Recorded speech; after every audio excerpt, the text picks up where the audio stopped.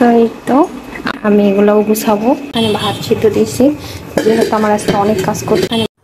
আসসালামু আলাইকুম এভরিওয়ান, আপনারা সবাই কেমন আছেন? আশা করি ভালো আছেন। আপনাদের তো আমিও ভালো আছি। প্রতিদিনের মতো আজকে আবার আরেকটি ব্লগ নিয়ে আপনাদের মাঝে হাজির হলাম। সারাদিন ঘর কীভাবে এলোমেলো করে রাখে। তো এইদিকে আমি বেলকনিতে কাপড়গুলো কালকে নাড়িয়ে দিয়েছিলাম, সেগুলো তুলে নিয়ে আসলাম। আর এই দিয়ে দেখেন সারাটা দিন বিছানার উপরও খেলা করে আর কীভাবে এলোমেলো করে রাখছে। তো সেগুলোই এখন আমাকে তো এলোমেলো। তো এইদিকে আমি মানে রান্নাঘরে জানে বেগুন আর কলা, দুটা কলা ছিল, কলা ভর্তা দিয়েছি। যেহেতু আজকে অনেক কাজ করব, রান্না মানে অল্প সিম্পল রান্নাটাই করে নিচ্ছি আমি। আমার আজকে ঘর গোছাইতে হবে, কাপড় কাচতে হবে, ঘর মুছতে হবে, ঝাড়ু দিতে হবে।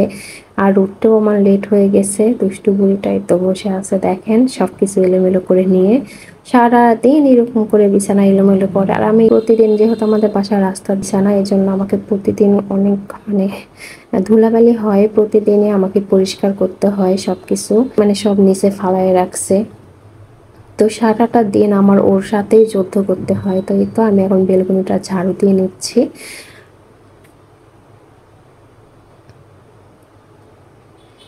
তো বেলকনি ঝাড়ু দেওয়ার পর আমি এখন রুমে চলে আসলাম। তো আসার পর এখন আমি রুমে ঝাড়ু দিব। আর আমাদের বাসা একদমই রাস্তার ধারে, এর জন্য প্রচণ্ড ধুলাবালি হয়। তো এই তো আমি ঝাড়ু দিয়ে নিচ্ছি ভালো করে। তো ওই পারে ঝাড়ু দেওয়া শেষ, আমি এই রুমে আবার ঝাড়ু দিচ্ছি, মানে বেডরুমে।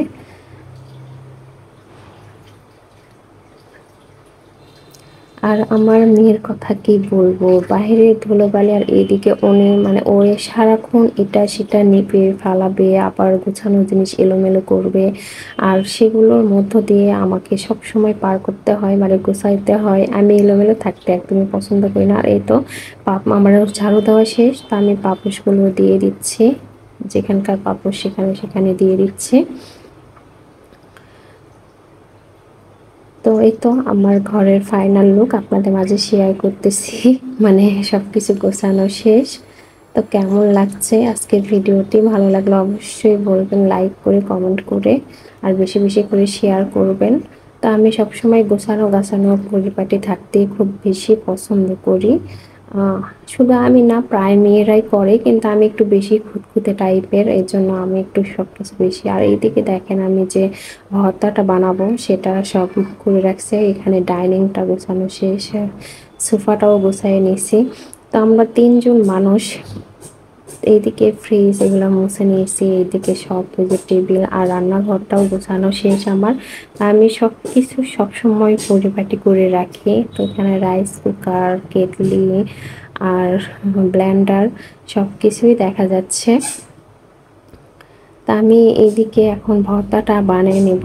এর জন্য ঝাল আর পেঁয়াজ ভালো করে মেখে নিচ্ছি, লবণ দিয়েছি, আর এটার মধ্যে তেলও দিয়ে দিচ্ছি। দেওয়ার পর আমি আরও একটু ভালো করে মেখে নিচ্ছি।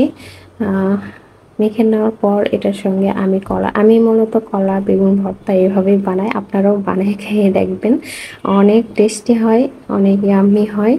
মানে খুবই ভালো লাগে আমার কাছে এভাবে। আর সেদিন মেয়ের বাবা বাসায় ছিল না, আমরাই মা মেয়ে খাবো। তো আমার মেয়েও এরকম ভর্তাগুলো খুব বেশি পছন্দ করে, বিশেষ করে কলার ভর্তা। তো এই তো দেখেন আমি ভালো করে মেখে নিচ্ছি। তো